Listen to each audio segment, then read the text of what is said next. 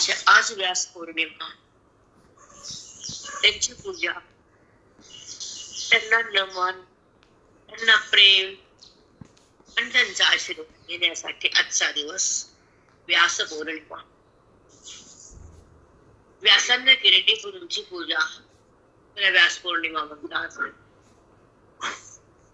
त्या ठिकाणी कोण म्यूट पहा ना. आणि व्यास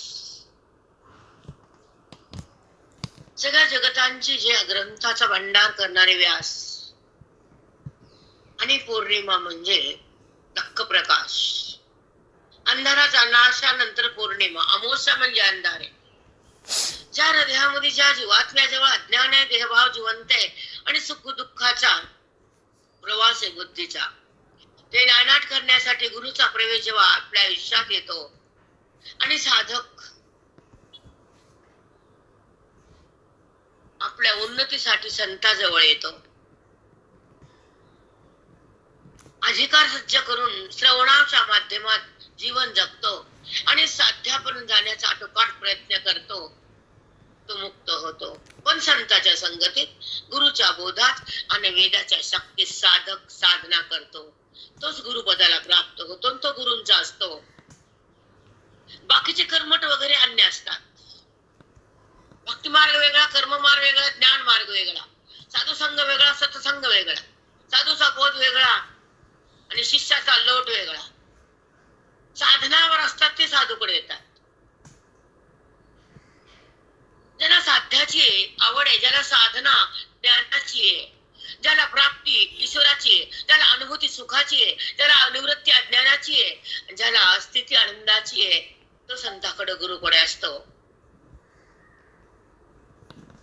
तो साध्यासाठी जगतो आणि साधनेवर असतो आणि संतासोबत बोधासाठी येतो. संतासोबत असतो. शिष्य चाका फेका नाही, कुछ नाही, कुछ नाही. केवळ साध्य आणि साधना आणि साधन, तीन गोष्टी लक्षात ठेवा. साध्य, साधना आणि साधन. कोणतं? ज्ञानाचं, श्रवणाचं. साध्य काय? परमात्मा पांडुरंग रामकृष्ण. काय पण घ्या, तो एकच आहे, नावाने एक आहे. मग ते कृष्ण परमात्म्यापाशी बुद्धी जात नाही, भक्ती पूर्ण होत नाही. त्याच्या अनुभूती सुद्धा येत नाही, देहाच्या अनुभूती थांबत नाही, वृत्ती जगाला सोडत नाही, सुख दुःख संपत नाही, भेद टाकता येत नाही, देहभाव मावळत नाही, तोपर्यंत परमात्मा कळत नाही आणि साधू त्याला मुक्त करत नाही. तोपर्यंत साधूला पकडायचंच. शेवटच्या श्वासापर्यंत साधूला माझं म्हणायचं. साधनेवर आरूढ व्हायचं, साध्याला पाहायचं, जीवन जगायचं, अंधारातून निघायचं, देहभावाला सोडायचं, आत्मप्रकाशात यायचं, स्वतःला स्वतः पाहायचं, जीवन मुक्त व्हायचं आणि आनंदात राहायचं, दुःखाला संपवायचं, वृत्तीला सारायचं आणि त्या परमेश्वरामध्ये जगायचं, अनुभवाला चाकायचं, भावाला कशाला बघायचं, वृत्तीवर कामून यायचं, विषयात का राहायचं, जगाला का पाहायचं, सुख दुःखात का नांदायचं, संताविना का जगायचं, ग्रंथाविना का श्वासाकडे जायचं.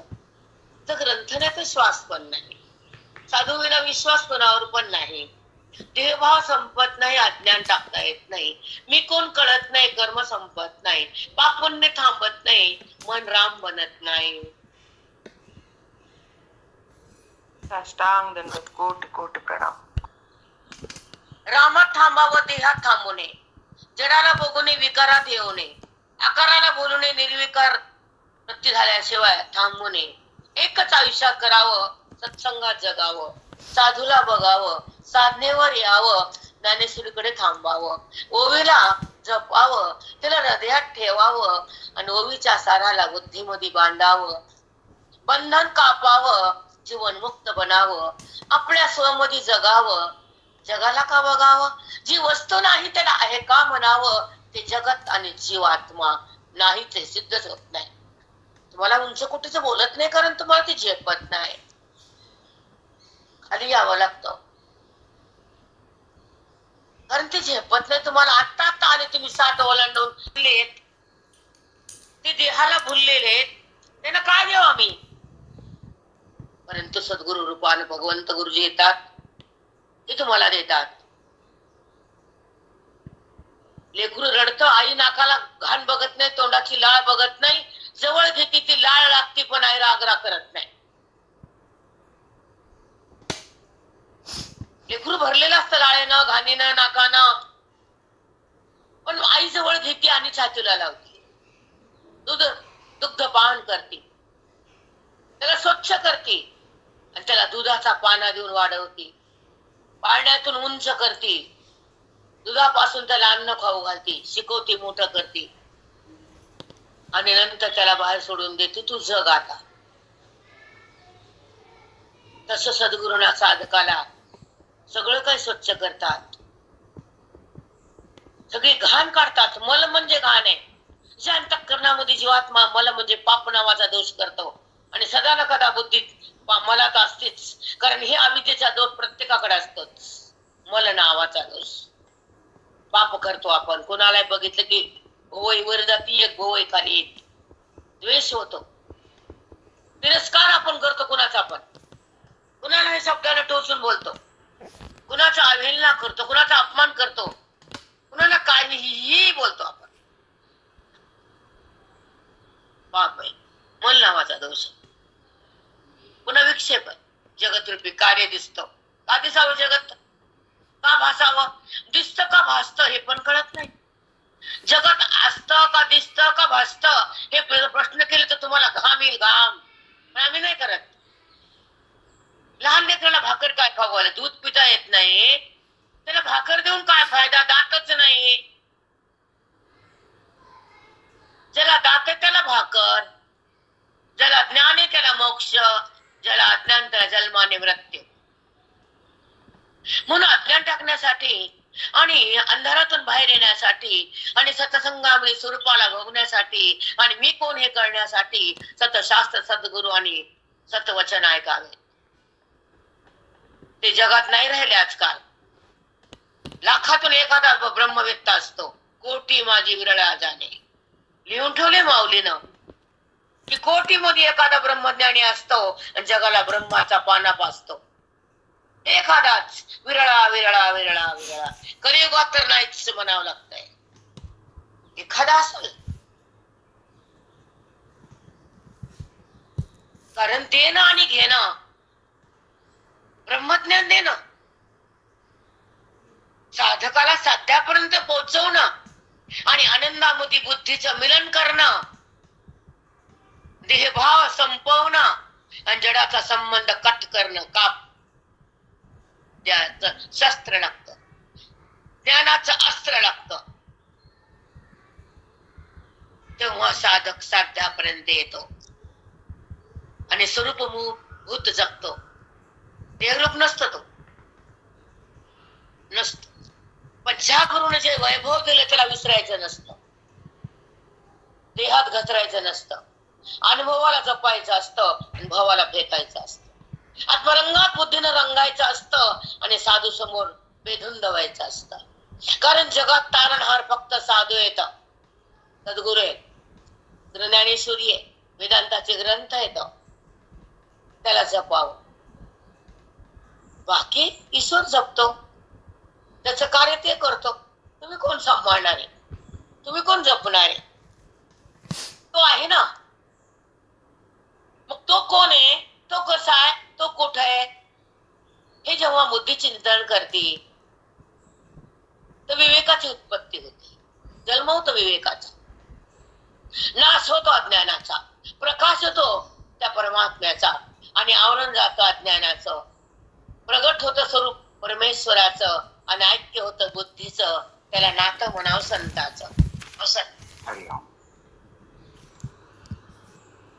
दुःख कशाला, भीती कशाला, द्वेष कशाला, भेद कशाला, अपराध कशाला, सगळं बंद होतं क्षण टप्प्याटप्प्यात. पण विश्वास असेल तर, साधूचा ध्यास असेल तर, जगताचा अध्यास असेल तर, मनामध्ये अध्यात्म असेल तर, ओवीचं चिंतन असेल तर रामाची ओळख होती, हृदय राम होत. आता आधी तर हा राम आहेच की. कुणाला बी आहे म्हणायचं, कुणालाही माझं म्हणायचं, कुणामध्ये गुंतायचं, कुणाला प्रेम करायचं, कुणी मला बोललंच नाही म्हणायचं. न बोललं तेवढं चांगलं, लय छान.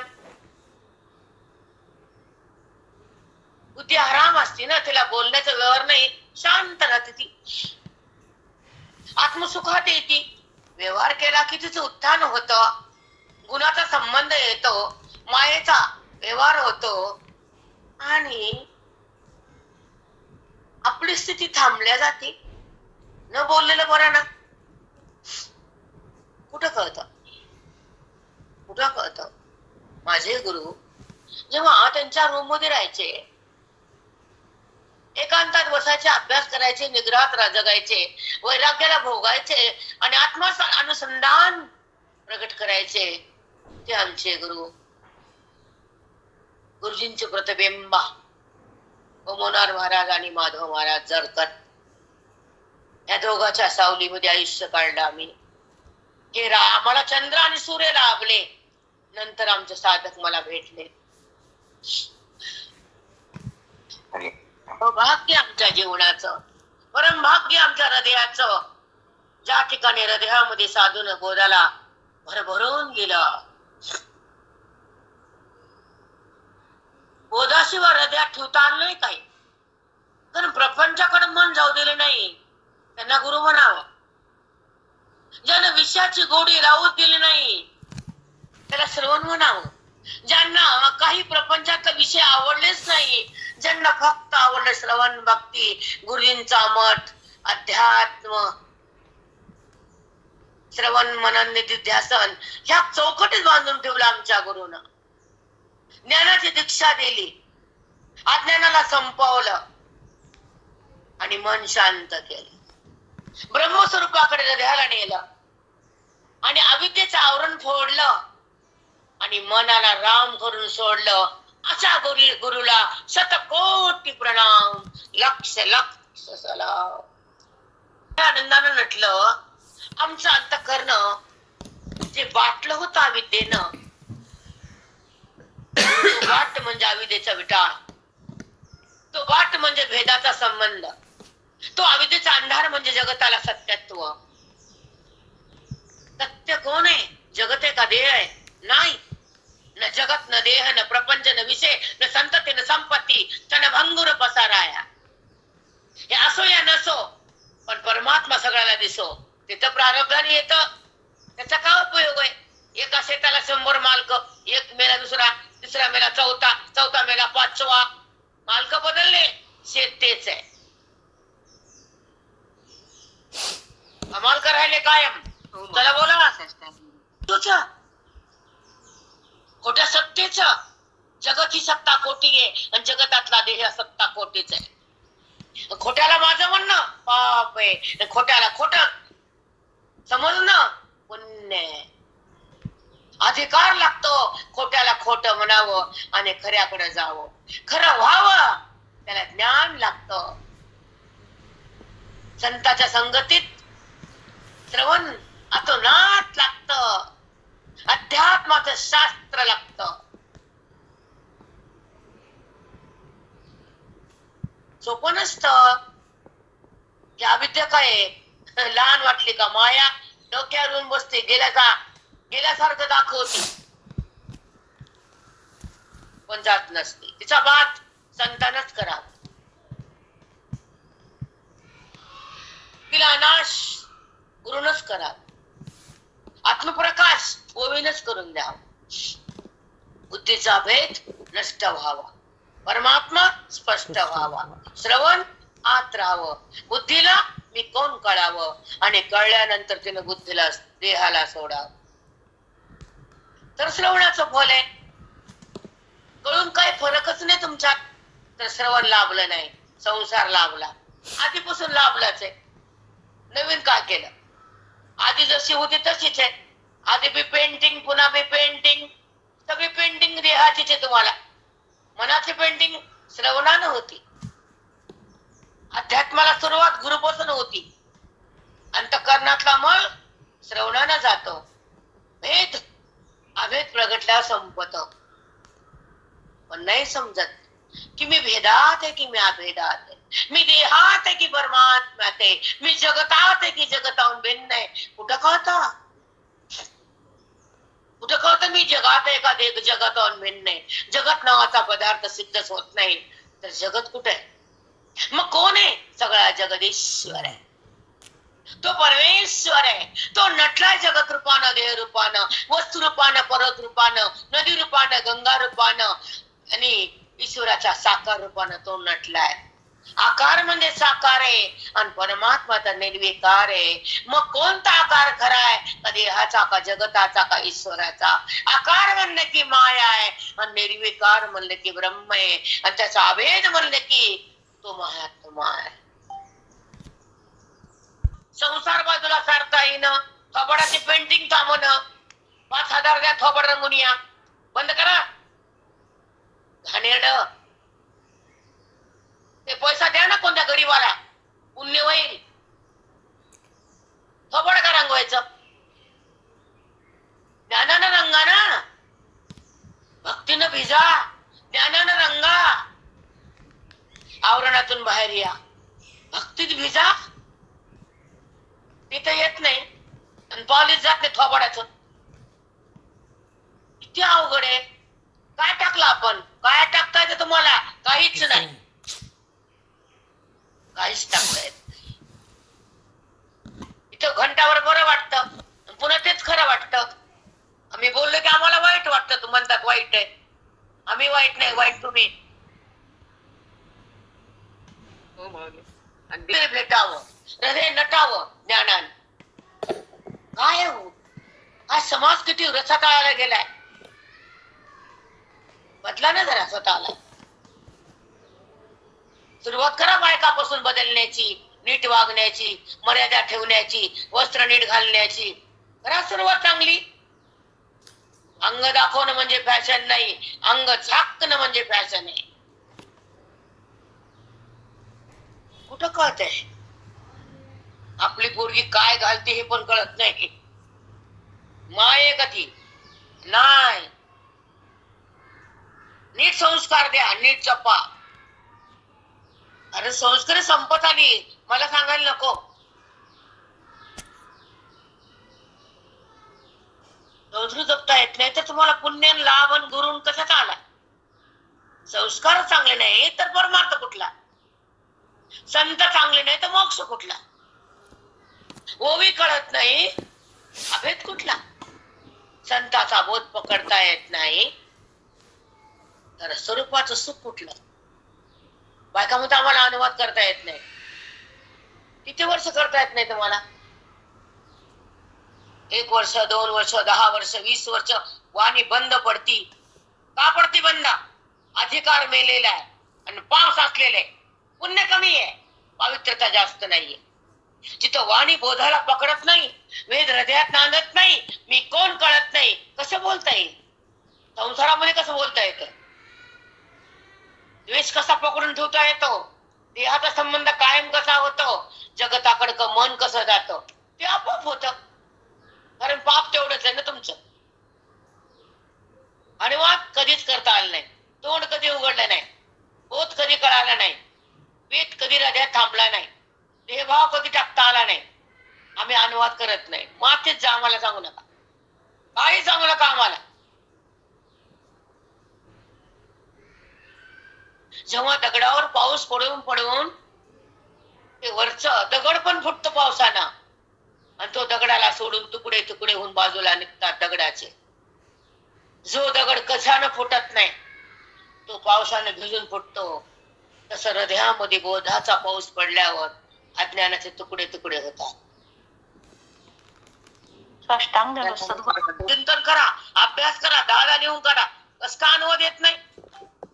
पण त्यांना त्याचं देणे घेणे नाही. आला काय न आला काय?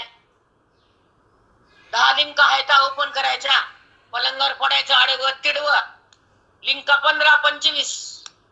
भ्रम संपत नाही, अनुभूतीत राहता येत नाही. काय करा? 50 लिंक एकच घ्या, नीट व्हा. संगतीमध्ये स्वरूपाची प्रतीती यावी, बोधाच्या संपत्तीमध्ये मन राम व्हावं आणि देहाच्या संबंधातून मनाला बाहेर निघता यावं. जगताचा भाव तुला टाकता यावा, बुद्धीला भगवंतापाशी बिलगून राहता यावं. देहाच्या संबंधतेने तत्क्षणी सोडावा, अविद्येचा रंग संपावा, ब्रह्मविद्येचा सुयोग यावा, ओवीचा अनुभव घ्यावा. आणि तेव्हा तो ब्रह्मरूपात सहज येतो, त्याला ब्रह्मबोध होतो आणि तो ब्रह्मरूप होतो. जेव्हा तो ते हृदय भगवंताला अर्पण होतं, ती वृत्ती बाधित होती, स्वरूप प्रगट होतं, आकार बुद्धीतून बाहेर जातो आणि निराकार तत्व प्रगट होतं. तेव्हा हे गुरुच संपत्ती तुम्हाला येते, देतात ते संपत्ती गुरु तुम्हाला मोक्षाची. तुम्हाला कुठं कळतं गुरु काय आणि गुरु काय? जोपर्यंत प्रपंच संपत नाही तोपर्यंत गुरु कळत नाही. टाका ना हे खोट, सोडा ना देवा. अविद्येचा कलंक पुसा, तो लागलाय बुद्धीच्या माथ्यावर. अविद्येचा कलंक त्याला ब्रह्मज्ञानाच्या बोधाच्या पाण्यानं पुसल्यावर बुद्धी राम रूपामध्ये एक होती, अविद्या मजिरून जाते. ज्या क्षणाला अविद्या नष्ट होती त्या क्षणाला रामाची प्रगटीकरण होतं. तो स्वतःच राम बनतो, तो स्थिर होतो. त्याच्या नजरेनं सगळ्या जगतातला पापाचा नाश होतो. त्याच्या कृपेनं एखादं घर लखलख होतं, एखादं हृदय पावन होतं, एखादी वृत्ती बाधित होती, एखाद्याचं अज्ञान नाश पावतो आणि एखाद्याला मोक्ष हातात देतो. तो गुरु असतो, एक मागणारा गुरु नसतो, कदापि नसतो. तेव्हा भरभरून साधकाच्या हृदयामध्ये श्रवणाच्या माध्यमातून जेव्हा साधकता बोधामध्ये असतो, वेदामध्ये येतो, स्वतःला स्वतः पाहतो, जीवन मुक्त होतो, रामरूप होतो. रामाच्या सान्निध्यामध्ये बुद्धी स्वस्थ विराम पावती, रामापाशी राहते. रामाला भक्ती, रामाला भक्ती, रामाला भक्ती, राम बनती. मग तिकडं आम्ही श्लोक पाठ केला, काय करायचे कर, वटवट तुझी बिनकामाची. ओवी काय बोलती हे जेव्हा मनाला कळतं तेव्हा अज्ञान तिथलं संपत. मन रामाकडे जात, देहाकडे राहत नाही. इतकं तरी कळून घ्या. याला म्हणा ओवी श्लोक, म्हणणं टट्टा म्हणणं ना ओवी परस काय कळत नाही हो. नुसता अभिमान स्वतःला स्वतः पाहावं, ब्रह्मरूप व्हावं. मी आत्माच आहे, मी अनात्मा नाही हा निश्चय व्हावा. त्याला कळालं म्हणावं. हो कळालं. काय कळालं? शब्दातच तो अनुभवात नाही, स्वस्थितीत नाही. त्याला वृत्तिगत ज्ञान म्हणतात. पण जेव्हा ते ज्ञाने मावत, वृत्ती मावती, अज्ञानेच जळत आणि मी कोण कळतं, तेव्हा तेव्हा ब्रह्मतत्व प्रगट होत. मग कळणं म्हणायची गरज नाही, अनुभवाची गरज आहे. कळणं हा शब्द आहे, अनुभव हा निशब्द आहे. देवभावने तिथे जगत नाही, तिथे मायने काहीच नाही, केवळ तो वृत्ती वाचन, तो स्वसंवेद्य, सोला स्वतःची ओळख आणि आनंद. पहिली ओळख कळते का ज्ञानेश्वरीची? स्वसंवेद्य कळते का? नाही. स्वला स्वची अनुभूती, स्वसंवेद्य. कुठे पोहे खायचे, मंडप भरायचे, नोटवारी स्वरूपाची ओळख होती. सतसंगामध्ये राम प्रगटतो, श्रवणामध्ये हृदयातला अज्ञान विघडत आणि आत्मभावामध्ये जगत निवृत्त होत. ते नाही हे कळत. श्रवण काय करत? आहेला आहे समजून देत, नाहीचा बात करत. त्याच्यावर थोडं बोलू आपण. श्रवण म्हणजे वेदाची संपत्ती आहे. तरूप म्हणजे आपल्याला प्रतीती आहे. आणि साधू म्हणजे मोक्षाची स्थिती आहे. 3 गोष्टी कळाल्या? सांगा. हो मग त्याला प्रतीती हा शब्द जपून ठेवा. श्रवण म्हणजे आपल्या स्थितीमध्ये आपल्याला राहण्यासाठी एक स्थिती असते. ते श्रवणाच्या माध्यमातून बुद्धी आपल्या स्वस्थानी येते, आत्माराम होते. तेव्हा तिला स्वतःची ओळख होती आणि देहाची ओळख संपत्ती. वृत्ती अज्ञानातून बाहेर येते आणि पांडुरंगाच्या पायापाशी स्थिरावती. मी तो आहे अशी अनुभूती येते. मी देह नाही असा निश्चय होतो. पांडुरंगाच्या बुद्धीला स्पर्श होतो. तेव्हा ज्ञानाचा आदर्श होतो आणि तेव्हा स्वचा अनुभव सोला येतो. ते श्रवण फलद्रूप होतं. ते संतांच्या संगतीत श्रवण. आता श्रवणानंतर काय असतं?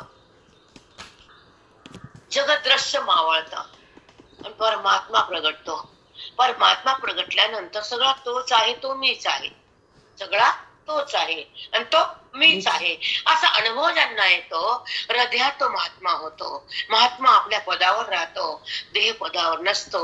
जडाचा वाद असतो, स्वरूपाचा साक्षात्कार असतो, वेदाचा चमत्कार असतो, गुरुला नमस्कार असतो. ही पौर्णिमा असते, व्यास पौर्णिमा. वेदा तेव्हा सद्गुरूसाठी त्या ठिकाणी उत्कर्ष असतो. सद्गुरूचा हा दिवस सद्गुरूसाठी असतो आणि साधकाच्या हृदयामध्ये प्रगट असतात. ते त्यांना त्या सद्गुरूला नमन करणं, प्रेमातून साष्टांग नमन करणं आणि त्यांचं प्रेम करणं, त्यांचा विश्वास ठेवणं, ही त्यांची पूजा असते. त्यांचं श्रवण आत घेणं आणि त्यांच्या आदर्श आणि त्यांचा बोध हा पकडणं, त्यांची संगतीत जीवन जगणं, त्यांच्या बोधात राहणं, मन बेभान होणं, ते देहाला मनानं सोडून देणं, हे साधूचा प्रसाद आहे. देहाचा मनाचा जो संबंध आहे तो विच्छेद करतात ते साधू. मनाला राम पदावर आणतात ते साधू. मन वेदाकडे नेतात ते साधू. मन जगताचा भास, जगताचं भान आणि जगताचा अध्यास ते पुसतात ते साधू. आता अध्यासाकडे येऊ. जो ध्यास आहे देहाचा, जगताचा, नात्याचा, तो बंद होतो साधू. ध्यास टाकून ज्या साधूनं, ज्या श्रवणानं, ज्या साधकाचा ध्यास संपवला, अभ्यास शिकवला, मनाचा निग्रह केला आणि अज्ञानाला संपवलं, देहभान टाकता आलं, आत्मभान जाग केलं, हे साधूचा प्रसाद असतो. मी कोण कळालं, अज्ञान जळालं, हे पुण्य फळाला आलं, तेव्हा श्रवणाचा लाभ होतो आणि जगताचा अध्यास जातो. जगदीश्वर हृदयात येतो आणि तिथं बुद्धीचा संबंध होतो. नाही नाही नाही नाही नाही, बुद्धीचा संयोग होतो, संबंध नाही. ऐक्य म्हणतात तुमच्या भाषेत. हा संबंध, हे ऐक्य गुरुच्या महावाक्यानं होतं. तत्वमसी महावाक्य, ते तू आहेस. तत्वम असी, ते तत्व तू आहेस. मग तू आहेस ही वृत्ती मावळती आणि तत्व प्रगटत, बुद्धी आत जाती, दोघांचा संगम होतो. पाण्यावरची लाट आणि पाणी जसं एक आहे तसं तो साधक आणि ते सद्गुरू एकत्र येतात. दोन दिसतात, एक असतात. उपाधीच्या रूपानं दोन आहेत, अभेच्या रूपानं अभेद रूपाने एक आहेत. पाण्यावर लाट आहे, दिसणं आकार आहे आणि असणं अस्तित्व पाणी आहे. तसं अस्तित्व चैतन्य आहे आणि भासणं उपाधी आहे. दिसणं हा वृत्ती आहे आणि त्याचा बोध ही ज्ञानाची संपत्ती आहे आणि त्याचा संबंध ईश्वराचा ही मोक्षाची स्थिती आहे. देहाचा संबंध अविद्येची स्थिती आहे आणि जगताचं दृश्य भ्रमाची भ्रांती आहे.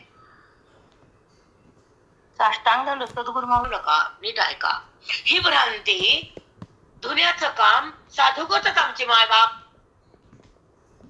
साधुबोध झाला नुरुनिया ठेला, ठाईच मुराला अनुभव. हरिपाठ वाचताना अक्कल घाण टाकली का? अनुभव म्हणजे काही कळत नाही का? कळू नये का? पण कळत नाही त्या लोकांना भक्ती येते.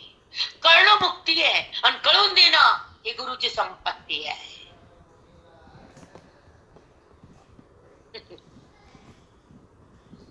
कोणी विचारत नाही.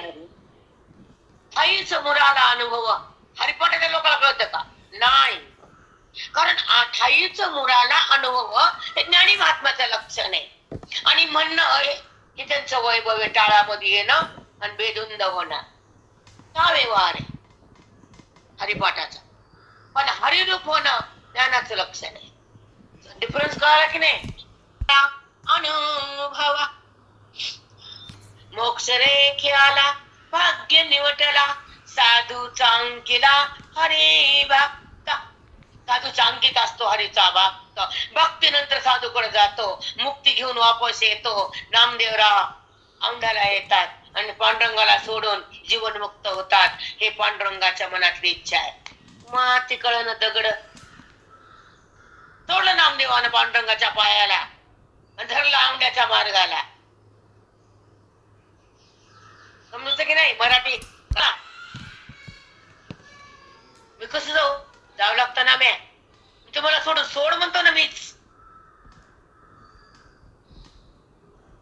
देवाला पण त्रास झाला ना, झाला नाही असं नाही, पण तो त्रास महत्वाचा आहे. कारण तिथं धर बसलं तर मोक्ष नाही.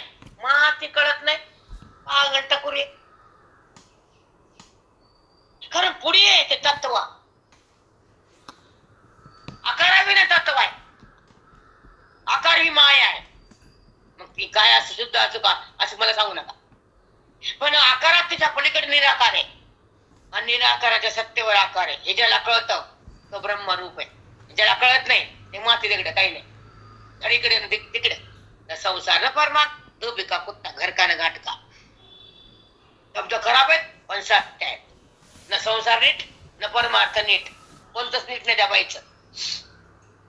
क्रोध हाय, भेद हाय, संशय हाय. मग काय नाही तुझ्यापाशी? माझा क्रोध नाही गेला अजून. काय गेलं? काय गेलं काय तुझं? दमगुण टाक ना बाई. तत्वात ये ना, हरिरूप हो ना. हे लक्षण भाग्याचं आहे. एखादी बाई मनुष्य तर बदलत नाही. ह्याकाडीला ह्याकाडीच कळालं का? ह्याकाडी नसतं, पाणी जात नसतं. आपण मातीमध्ये पाणी वर येत नसतं. खरंच साष्टांग दंडवत. दगड नाही. कारण तो होत तो ती गीता ती ओवी जर आत बसली तर अज्ञान समाप्त झालंच पाहिजे. मी कोण कळालंच पाहिजे. सुखामध्ये बुद्धीने नांदलंच पाहिजे. देहातून ती बाहेर आलीच पाहिजे. ईश्वराची ओळख झालीच पाहिजे. दोघाचा भेद केलाच पाहिजे. आणि जगताचं स्थान सुटलंच पाहिजे. वृत्ती मावळलीच पाहिजे. परमात्मा प्रगटलाच पाहिजे. अज्ञान संपलंच पाहिजे. भ्रम तुटलाच पाहिजे. आणि परमेश्वरापाशी मन जटलंच पाहिजे. ऐकलं न वाचलं न आलं न गेलं कवर वाचायचं. आता अनुभवायचं. आता श्रीरंगात रमायचं आणि त्याच्या भोगाला भोगायचं. श्रीरंग व्हायचं. आता अवघा रंग एक झाला. काळा भंग आहे. सगळे जे रंग होते ना वेगळे वेगळे वेगळे जगतातले परिच्छिन्नता भेदता हे सगळं एक झालं.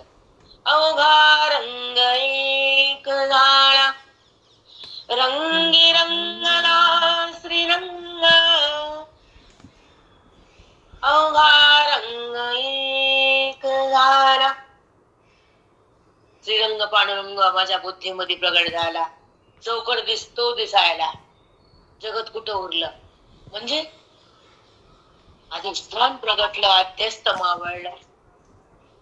अधिष्ठान म्हणजे जे परमात्म्याचं तात्विक रूप आहे. जगताचं मूळ रूप आहे.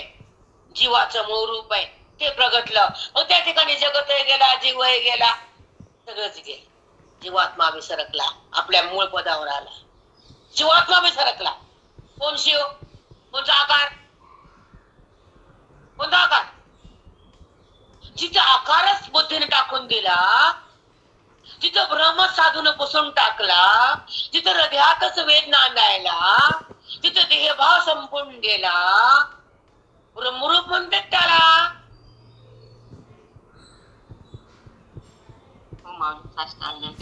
बरोबर आकार आहे तो माझा पांडुरंग आहे. पण समोर ज्ञानी भक्त येतो. पांडुरंग खाली पाहतो. कुणाला जाऊन विचारा. कुणाकडे जातो मी. हे चूक असेल तर पाठ बंद माझा. ज्या समोर भगवंतासमोर ज्ञानी येतो. भगवंत खाली पाहतो.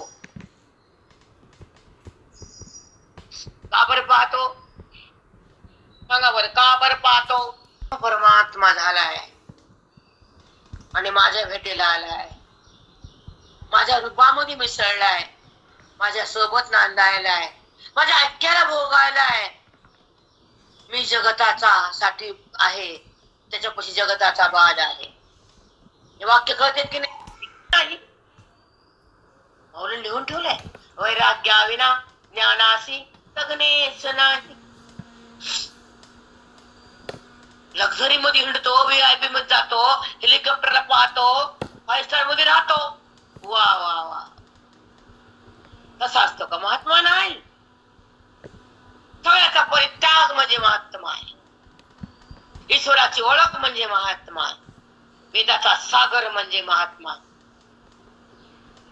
बोधाचा डोंगर म्हणजे महात्मा आहे. सरकू शकत नाही डोंगर कुणा. बोध संपतच नाही. किती वाटा बोध वाढतच राहतो. तो महात्मा. सद्गुरु काय आहे? संत काय आहे? सद्गुरूचा काय? पौर्णिमा सगळ्यालाच माहिती. आजचा दिवस म्हणजे गुरूंचा व्यास पौर्णिमा. एक अभंग सांगतो तुम्हाला. संत कृपा झाली झाली, संत कृपा झाली, इमारत पळाली, इमारत पळाली, झाली संत कृपा झाली, झाली संत कृपा झाली.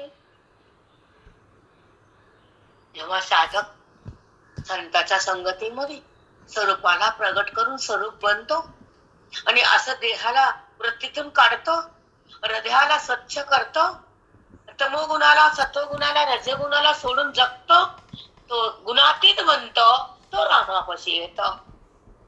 रामाला पाहतो, रामाच्या सत्तेत राहतो, रामरूप होतो.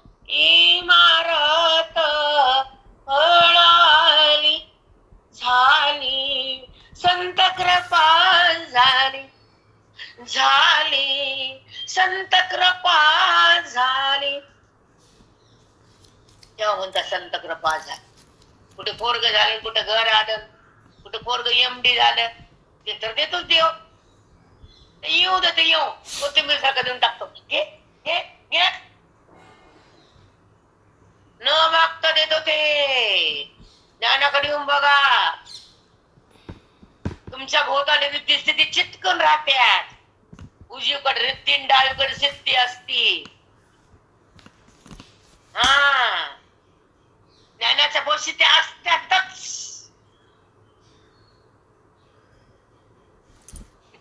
सोडून राहू शकत नाही. म्हणून तर संताचे पाय घराला लागाव म्हणतात. मॅडम वेडपटे का? माझ्या मनात बिलकुल नव्हतं. चिंतू सारी कास्ता पाठी राखा, इतराचा लेखा कोण करी, राजियाची कांता काय भिक मागे, मनाची आजोगे सिद्धी पावे. राजाच्या बायकोला भीक मागावं लागत नाही, तसं संताच्या संगती साधकाला काही द्यायचं राहत नाही, भगवंत देतो. कल्पतरु वटी जो कोणी वैसला, काय होणे त्याला सांगा जोगी, राजियाची गंता काय भिक मागे, मनाची आजोगे सिद्धी पावे. जे पाहे ते मिळतं, त्याला मनाची आजोगे सिद्धी म्हणजे ती स्थिती मिळते. काहीही मिळतं. श्रवणामध्ये खूप फायदे येतात. कळत नाही लोकांना. कर्म करावं का श्रवण करावं काच कळत नाही. तेवढा त्रास आहे कर्मठ लोकांना, तेवढी दगदग आहे, तेवढे कष्ट आहेत. श्रवणाला उत्पत्ती नाही, ब्राह्मण नाही, दक्षिणा नाही, मंत्र नाही, काही नाही, आणि भगवंत बुद्धीतून बाहेर जात नाही. तेवढं रहस्य मोठं आहे. उत्पत्तीचा धूप त्याला लागतच नाही. अभिन्न खूप सुंदर माऊली, खरंच आहे. परमात्मा राम जे बी काय तुमचे कृष्ण काना कोण काय नाचायचं ते नाचा बघते. पण जेव्हा त्यांची प्राप्ती झाल्यावर दोघं दोन नाही, तिथे भेद राहत नाही, देवा उत्पन्न होत नाही, वृत्तीमध्ये विकार प्रगटत नाही, जगत भाग कधीही जगत आहे असं वाटत नाही. सगळा तोच बनला आहे. विवर्तवाद म्हणून तर अध्यात्म पक्का असावं, भक्ती परिपूर्ण असावी, सक्ती बंद असावी, गुरुची संगती सतत असावी, बोधाची संपत्ती हृदयात ठेवावी आणि त्या ईश्वराच्या सोबत बुद्धीनं नांदावं. तिला तिनंच बघावं, भगवंतालाच तिनं बघावं. देहाला काय म्हणून बघावं? देह सिद्धच होत नाही. जे नाही ते नाही आणि जे आहे ते आहे. नाही ते जगत आणि जीवात्मा देह उपाधी नाहीच आहे आणि तो आहेच आहे. त्याच्या वाचून काही नाही, दिसून ते खरं नाही, त्याचा संबंध बरा नाही. देह दिसतो खोटा आहे, परमात्मा मोठा आहे, त्याच्यावर येतन जात, त्या देवाला काहीच माहित नसतं, काहीच माहित नसतं त्याला. असा तो व्यापक परमात्मा आहे. तो विठीवर उभा आहे, त्याचं नाव परब्रह्म आहे. फक्त पांडुरंगाला नाव परब्रह्माला कुणाच्या बापाला व्यान नाही. हे बी तुम्हाला आम्हाला सांगावं लागते. काय करावं, काय विलाजच नसते. भजे पांडुरंगम परब्रह्मलिंगम, भजे पांडुरंगम. ते कोण आहे? परब्रह्मलिंगम. भजे पांडुरंगम. वारकऱ्याचं आराध्य म्हणजे पांडुरंग आहे. कळतं कुठं कुठं कळतं? माझा नाव तो म्हणला, अरे म्हणजे तो कारण मिळे उठे कर्म जे आंधळे. तर आपण थांबू. पैसे हेतू कारण मिळे, हेतू आणि कारण याच्या संगमानं कर्म घडतं. पण हे आंधळ म्हणजे बुद्धीला कळत नाही. उठी कर्म जे आंधळे, कर्म उत्पन्न होतं ते आंधळ्या म्हणजे कळत नाही त्यांना. ते शास्त्राचे लाहे डोळे ते नाही म्हणजे. खूप मस्त आहे, खूप सुंदर आहे. नीट ऐकून घ्या तुम्ही.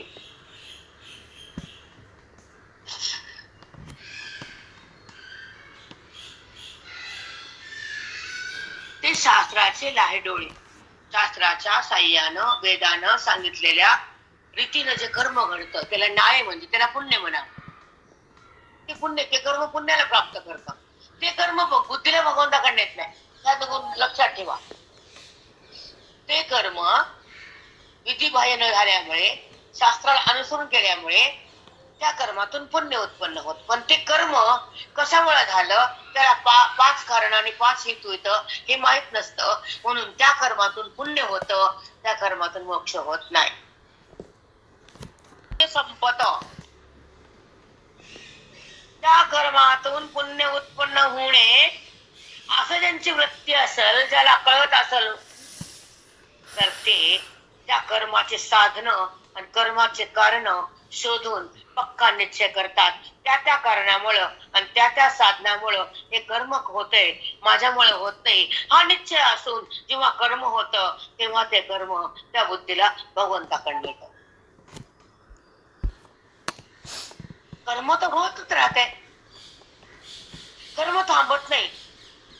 बापुनी हलतीच, वाणी बोलतीच, डोळा जगत बघतोच, पाय चालतातच, क्रिया होतीच आहे, श्वास आत जातोच आहे, निश्वास बाहेर येतोच आहे. पण ते कर्म पाहणारा आणि कर्माला धरणारा, कर्मातून निघणारा टप्पे वेगळेच बुद्धीचे. कर्म पाहणारा ज्ञानी असतो, कर्मात राहणारा ज्ञानी असतो, कर्माला धरणारा बद्ध असतो. विकारी ज्ञानाचा एवढं स्वच्छ आणि सुंदर नाही कळत गीतेत, नाही कळत. कुणी मान्य करा न करा तो तुमचा प्रश्न आहे, अट्टहास. पण आम्ही ओवीला धरून चालतो, माऊलीला बघतो. आज उगच्या उग माऊलीची दिंडी निघत नाही ज्ञानेश्वरांची. आज पालखी कुठून निघते? आळंदी ते पंढरपूर. हे चुकीचं आहे का? नाही. पण ज्यांना ओवीची आवड नाही त्याला सूक्ष्म दशा येत नाही. जसा अधिकार असेल त्याला येईल तो भाग वेगळा. परंतु ओवीच्या माध्यमातून भगवंतापाशी बुद्धी थांबती, त्याला हे म्हणणं कोणीच खोडू शकत नाही. म्हणून ओवी मध्ये या, मुक्त व्हा, एवढं सांगायचं तुम्हाला पुन्हा पुन्हा पुन्हा पुन्हा. आता ऐका. ना दूध वाढीता ठाव पाहू, तव तो जाय स्वभाव, तो ही वेचो परी नवे वेचिले ते ना दूध वाढीता ठाऊ पाऊ. दूध वाढायला गेलो, भगुन भरलेलं होतं काठोकाठ आणि ते सांडलं. कधी माप घातलं आणि ते वगळा काढलं की दूध सांडलं. मग काय झालं? तर ओतोनी जाय स्वभाव ते सांडलं. तो ही वेचू परी नवे वेचले ते. काय म्हणायचं आपल्याला त्याला? ते दूध सांडलं तर काढणी लागलं का? नाही, वाया गेलं. तसं तुमची बुद्धी देहाकडे आली की वाया गेली. वाढताना वाटत नाही पडलं, खाली सांडलं तर ते वाया गेलंच ना बाप्पा. ते काय काढणी लागलं का? तसं तुझं आयुष्य, तुझी बुद्धी, तुझं अंतःकरण, तुझा देह, तुझी वाणी, तुझा श्वास वाया गेले बाप्पा. तेवढा मध आहे तुला त्या घराचा, देहाचा, रूपाचा, तेवढा अभिमान असतो बाईला. मी म्हणते आपण कुणाचं ऐकत नाही, आपण बदलत नाही, आपण स्वभाव टाकत नाही, आपला गर्व जात नाही, मी कुणाला भेट नाही, अशी बाई बोलते नाना रूपानं. दगड घाला वाटत तिला, दगड. एवढं तरी कळावं. 60-65च्या पुढे चाललो होतो आपण. 60 ओलांडलं, 50 ओलांडलं कोणी. आता ह्या उपाधीला सोडताना काय भाव असावा, कसा व्यवहार असावा, मन उदास असावं, संताचं दास असावं, संसाराचा पास नसावा, अभ्यास सतत असावा, निग्रह मनाचा करावा, वेळ जागा ठेवावा, ज्ञानाचा दीप लागावा आणि त्या प्रकाशामध्ये बुद्धीने जगावं आणि स्वतःला स्वतः बघावं, जीवन मुक्त बनावं, बंधनाला तोडावं आणि राम राज्य भोगावं. आता ह्याला सोडायचंय. हे सुटणारे, देह कोलमणारे, खाली पडणारे, माझा लिंग बाधित होणारे की नाही. मन बुद्धी म्हणजे लिंग देह. तू उरणारे का देहात शिरणारे हे ज्याला कळत नाही, त्याची यात्रा बी नीट नाही, त्याचे श्वासही नीट नाही आणि त्याचा देह नीट नाही. व्यर्थ आला व्यर्थ मेला. हे लक्षात ठेवायचे माझे वाक्य, लिहून ठेवायचे. व्यर्थ आला आणि व्यर्थ मेला. अवघड शब्द, कठीण आहे, पण पर्याय नाही आम्हाला. काय करावं काय? तुम्ही जर बदलत नाही तर बोलावं काय? लिंग देह म्हणजे मनबुद्धी, स्थूल देह म्हणजे 25 तत्व पंचभूता. ते अलग होतात अग्नीच्या द्वारे. जिथून आले तिथे जातात, त्याला देह म्हणतात. तिथे जाऊन लोक भिन्न करतात, पण तुझा लिंग देह तुला बाधित करावा लागतो.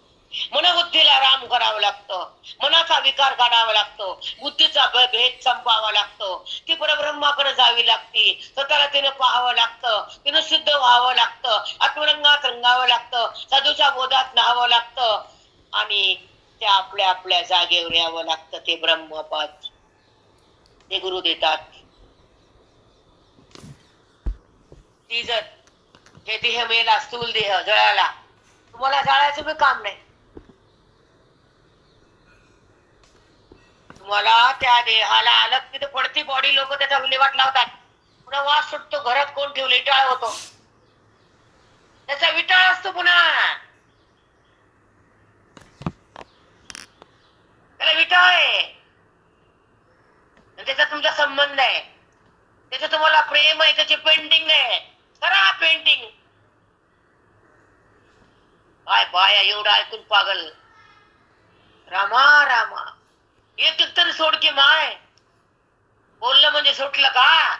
नाही, सोडावं तेव्हा सुटतंय. त्याचा अभिमान, त्याची गोडी, त्याचा संबंध, त्याचा प्रेम थोडा. त्याचं प्रेम कशामुळे? ह्याच्याकडून तप करायचं, ह्याला वैराग्यात आणायचं, ह्याच्याकडून राम राज्य कमवायचं, ह्याला राबवायचं आणि ह्याच्यातून राम बनायचं. नाही सोप्यावर डोळ्याचं मग लोळ सोप्यावर. ढोर होशील, पुन्हा ढोर. बैल होशील, मांजर होशील, कुत्रा होशील. खंती ते न करा होणे गाढव कुत्रा. लिहून ठेवले माऊलीना.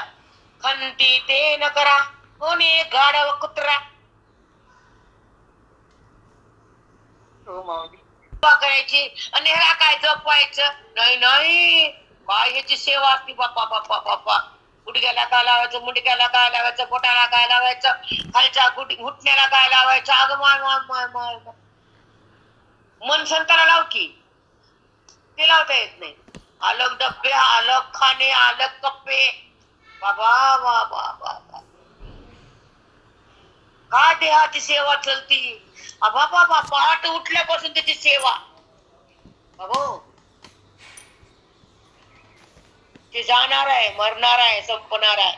तो काळाचं अन्न आहे, त्याच्याकडून फक्त मोक्ष प्राप्त करून घे. त्याला झिजव परमार्थासाठी, त्याला कष्ट करून घे. त्याला कष्ट करायचे, तुझ्याकडनं मोक्ष मागायचा. तू मग देहात आले मी आहे जीवात्मा, तुझ्या साह्य मी मुक्त होणार आहे, मन तृप्त होणार आहे, साधूचा बोध आत राहणार आहे. मला मी कोण करणार आहे, मी देहभावातून बाहेर येणार आहे, मी तृप्त होणार आहे, मी मुक्तीचं भोजन जेवणार आहे, मी देहातून भिन्न होणार आहे, मी रामाकडे जाणार आहे, मी रामापाशी थांबणार आहे, मी रामाला ओळखणार आहे, मी रामामध्ये एक होणार आहे. हा ध्यास असावा. माती ध्यास आहे का, माझी पोरगी आणि माझं पोरग, तुझं दोन्ही नाही. तुझा देह नाही तर त्याच्यातून उत्पन्न पोरग तुझं आहे का? नाही. न तुझं पोरग, न तुझी पोरगी, न तुझं धन, न तुझा देह, न तुझं घर, न तुझा वैभव. सगळ्याला स्टॉप कर आणि आत बोधभर.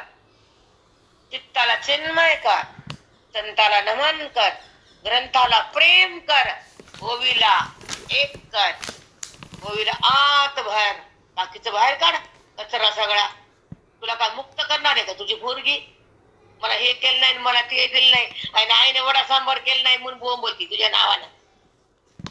तिला काय माझं म्हणती? वडा आणि सांबर करू द्या, तिनं करावं. आता मायला खाऊ घाला. आई बस, तू थकली आता, काय करू नको आई, मी करते तू खा. त्याला म्हणा लेख बैलाची मेख, नाहीतर मेख बैलाची. कशाची लेख आली? केले नव्हे जरी आकारण, तरी लागो का नागवन दान देखील. तशी शास्त्र साह्यावेने केले नव्हे जरी आकारण. शास्त्राच्या साह्यावेने केलेलं कर्म आकारण आहे, आकारण. तरी लागो का नागवन दान देखील. एखाद्याचं लुटलं ते दान केलं, ते दान होते का? नाही.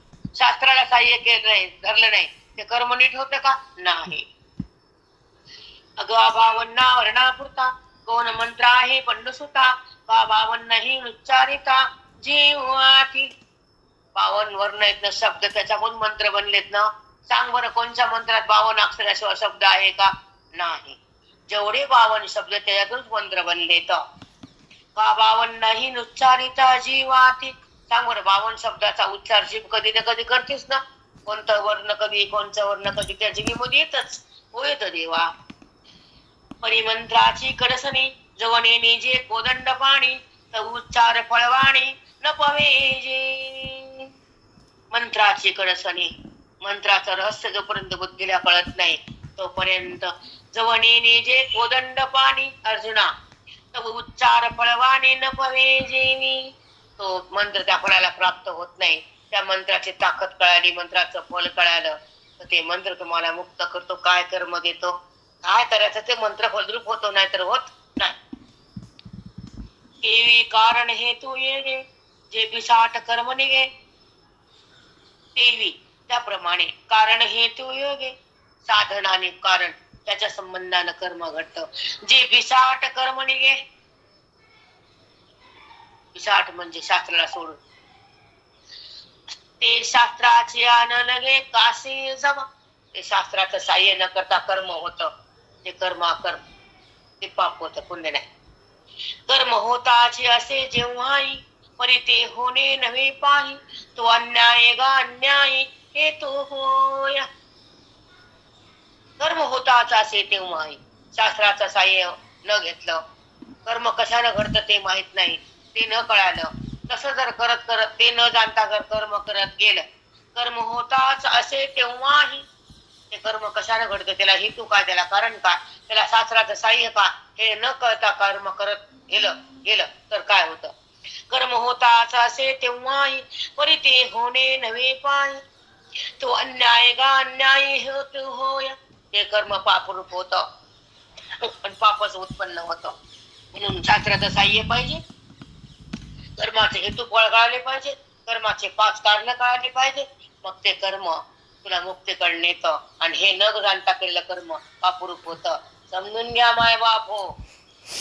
कसं टाकतं आत्मरूपात कसं रंगून जातं. जगत नाही असं कसं समजतं. तो आहे तोच आहे असं कसं कळतं. विवर्तवाद कसा घटित होतो. अध्यासवाद निघून जातो आणि तो मन रामपदी येतं. देहभाव संपला जातो. प्रत्येक आनंदात मिसळून जाते आणि झालेले कार्य बाधित होतं. आणि असलेला देह बुद्धीतून बाहेर जातो आणि आहे तो संबंध रामाचा येतो. तेव्हा मन राम होतं. कळतं का माती काही. आणि आपल्या रूपाला पाहायचं. साधी मराठी भाषा अधिकार आहे. ते देहावर नाहीये ना. हा उच्च अधिकार आहे. मन ऐकतं का तुमचं.